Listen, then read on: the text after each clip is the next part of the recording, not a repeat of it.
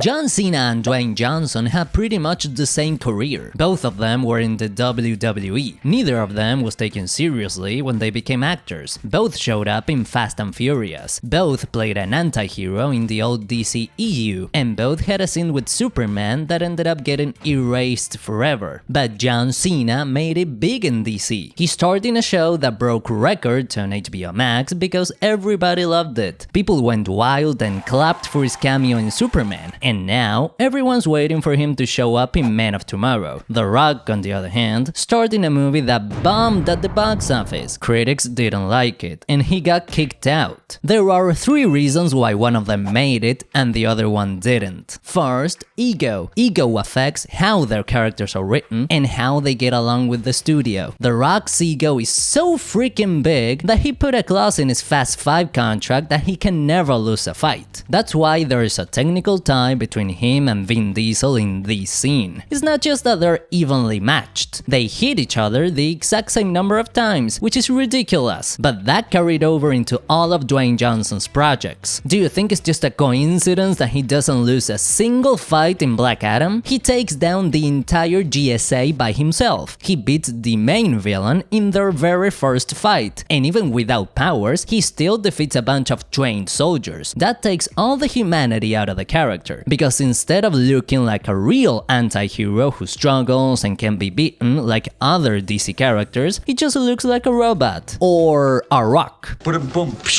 It's a huge contrast with current Sweat Superman, who has already been defeated in the very first shot of his movie, because James Gunn wanted to humanize him and show he's not invincible. But The Rock wanted the complete opposite, and his ego didn't stop there. In a Vanity Fair interview, Dwayne admitted he blocked Black Adam from appearing in the first Shazam movie. Originally, they were supposed to fight each other in the third act, but The Rock thought his character was too important to be stuck in a Shazam movie, so he pushed for a solo film instead. The Warner execs gave in because his career was on fire back then, and they swapped Black Adam out for Dr. Sivana, which ended up working. But this guy has such a huge ego, he thought Shazam's nemesis was too important to be in a Shazam movie. It's like if Nicholas Hoult said Lex Luthor was way too important to be the bad guy in a Superman movie, and forced execs to get his own film instead. And it gets worse. In July 2025, Gunn revealed that The Rock tried to take advantage of a power vacuum at Warner to take over the whole studio. Not only did he want to star in a Black Adam vs Superman movie to make himself the face of DC, but he also wanted to become the CEO of the company. That way, no one could ever beat him in a fight. His ego got so out of control, he even dragged Henry Cavill down with him, because this Superman cameo was pushed by The Rock, not James Gunn. Meanwhile, John Cena accepted his place from the very beginning. He knew no one took him seriously as an actor, and that's why he went out of his way to praise James Gunn for choosing him to play Peacemaker. Instead of trying to be the studio's main star, he was totally fine being a supporting character in a movie full of side characters, because he liked the role and figured people would finally take him seriously if he worked with someone as talented as Gunn. Humility.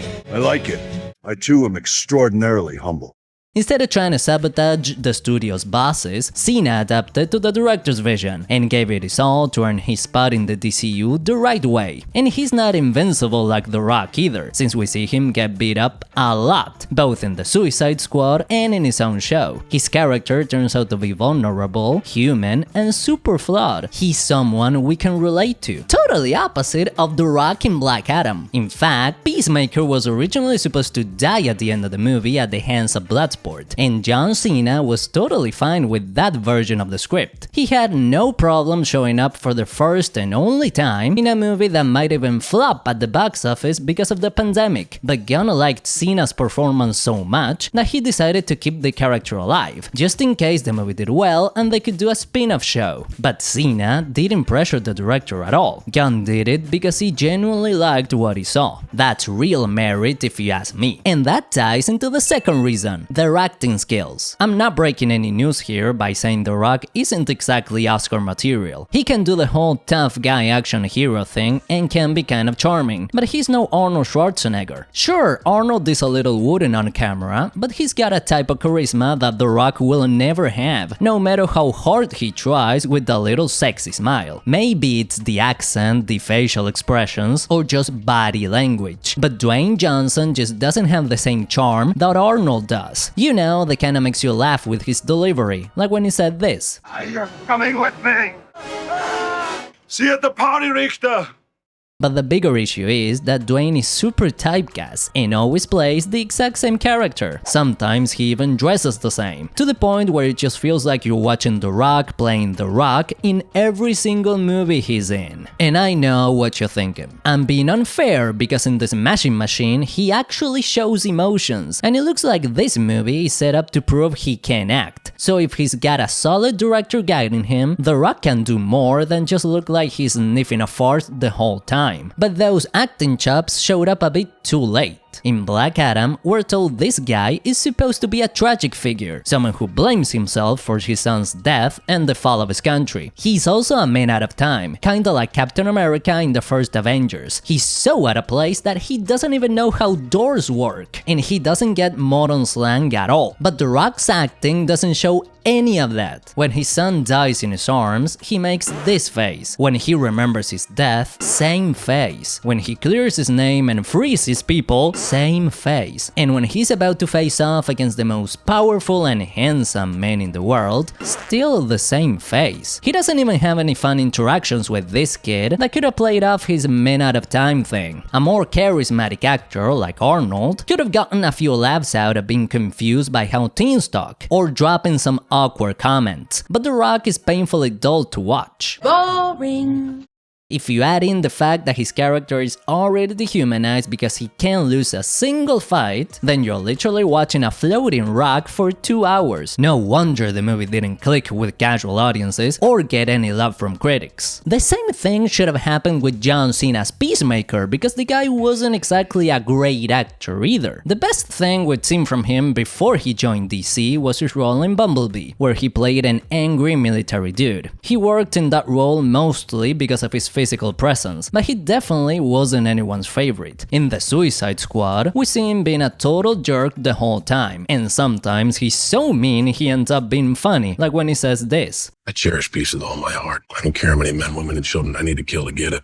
He wasn't Oscar-worthy or anything, but he had way more personality than The Rock in Black Adam. He was a lot more interesting to watch. But the biggest difference between the two came in the Peacemaker show. John Cena had to switch things up a lot, like being genuinely funny in scenes that felt like they were straight out of a sitcom, with solid comedic timing. But then there were other moments when he breaks down crying, and it felt real. It's not that he acts well for John Cena, he just acts well, period. And he does it all throughout the show. If you were living under a rock until January 2022, you wouldn't even realize Cena was a former wrestler trying to act, which is definitely something you still notice with some other guys. See, that's no good. See, you don't know how to act. He even has an amazing scene where he plays the piano in episode 6. He doesn't say a single word, but just through his face and body language, you can tell he's a completely broken man trying to find his place in the world. The notes he plays are soft and delicate, but he still looks huge and moves kinda clumsily, like he's a living weapon. Plus, his face slowly starts to fall apart as the song goes on, like he's finally allowing himself to feel all the emotions his dad forced him to repress. And he got even better in season 2. In episode 7, he lets out a desperate scream when he sees a variant of his brother being killed by his friends. It's like he's reliving the moment he accidentally killed his own brother back in his universe. A weak actor would have made that moment super cringe by yelling like a little girl. It would have pulled us out of the scene, maybe even made us laugh instead of feel for the character. But Cena looks like a traumatized kid trapped in a grown man's body.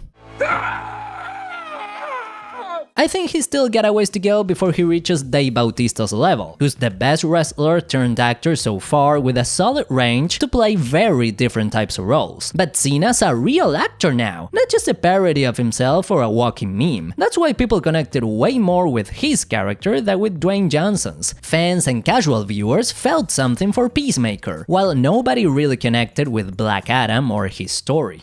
But acting and the actor's intentions aren't everything. The third and most important reason is the expectations of the project versus execution. It's way easier to win people over when no one expects anything from you, and you end up surprising them, like what happened with the Guardians of the Galaxy or Creature Commandos. Those were super risky bets that turned out great. But it's a whole lot harder to make people feel satisfied if you're telling them every 5 minutes that what they're about to see is the best thing ever, and then the project turns out to be just okay at best. At first glance, it looked like Peacemaker and Black Adam were on similar footing, since both characters were unknown to casual audiences and had never shown up in live action before. But The Rock made sure the marketing for Black Adam was massive. He didn't just promise another superhero movie, he spent months hyping it up. What were his exact words again? Something about a change in power. Hierarchy of power in the DC universe. Oh,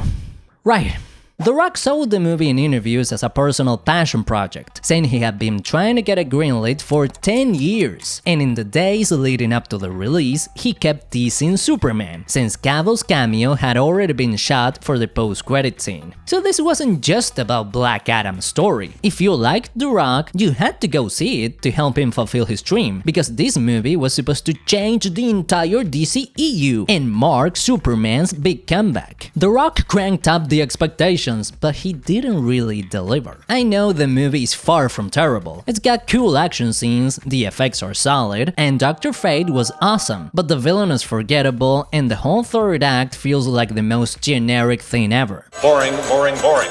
If he had come out in the early 2000s, a lot of people might have thought it was amazing, but it just wasn't the kind of movie that could blow people's minds in 2022. It's watchable, and I had a pretty good time in the theater, at least until The Rock loses his powers. That's when it got way too generic for me and never really picked back up. It was nowhere near the shift in the hierarchy of power that we were promised. It didn't even make my top 5 DCEU movies. If it had been the Winter Soldier of anti-hero movies, it would have crushed the box office, and The Rock probably would have ended up as DC's president. But since it didn't make enough money, Warner CEO David Zaslav didn't hesitate to fire him and hand over the keys to DC to James Gunn. With Peacemaker, it was the complete opposite. Chris Smith didn't even debut in his own standalone project like Black Adam did. He showed up in a group movie. He had a big role and plenty of screen time, sure, but his name wasn't even on the poster. The main focus was the whole team, kinda like the Guardians. And if there was one character people were hyped to see, it was Harley Quinn. Even Amanda Waller had more recognition than Peacemaker before the movie came out. But people liked John Cena's character because he was well written and his acting was solid. That's what earned him his own show. And even then, expectations were still low because DC was in a very rough spot. Nobody was selling The Suicide Squad as the studio's biggest movie ever, and nobody watched Peacemaker expecting it to reinvent superhero shows. These projects won people over simply because they were good, and it helped that nobody had sky-high expectations. They were just a pleasant surprise. While The Rock basically forced us to go watch Black Adam, people started asking for more Peacemaker because all his appearances were in solid projects. That's why HBO greenlit a second season, and why his character showed up in Mortal Kombat, Fortnite, and even Superman. Of course, the character would have never gotten so popular if it wasn't for James Gunn saving the DC brand. If you wanna know how Gunn did it, you gotta check out this video.